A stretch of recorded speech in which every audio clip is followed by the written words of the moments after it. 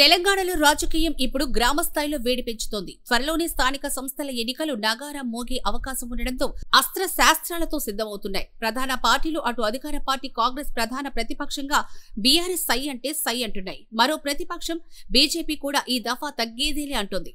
ఈ లెక్కన ఈసారి ట్రయాంగిల్ వార్ తప్పదని అనిపిస్తోంది. ఇప్పటికే బీసీ కులగణనాలు చేసి ఆ వర్గానికి 42% రిజర్వేషన్లు ఇస్తామని ప్రకటించిన కాంగ్రెస్ పార్టీ ఆ దిశగా పెద్ద కసరత్తు చేస్తోంది. అసెంబ్లీ ఎన్నికలు అధికారం దక్కించుకొని పార్లమెంట్ ఎన్నికల్లో మెజార్టీ స్థానాలు గెలుచుకొని పట్టు సాధించిన హస్తం పార్టీ అదే జోష్ని గ్రౌండ్ లెవెల్లోనూ కంటిన్యూ చేయాలనుకుంటోంది. అందులో భాగంగానే జిల్లాల వారీగా నియోజకవర్గాల వారీగా రివ్యూ చేస్తున్నారు.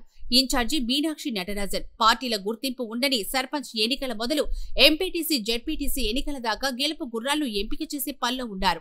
అటు ప్రధాన ప్రతిపక్షం బీఆర్ఎస్ సైతం ఫుల్ స్వింగ్ లో కనిపిస్తోంది. ప్రభుత్వంపై ప్రజల్లో పీకల దాకా వ్యతిరేకత ఉందని, గులాబీ సేవ దానికి స్థానిక సంస్థల ఫలితాలు నిదర్శనం కాబోతున్నాయని చెప్తోంది.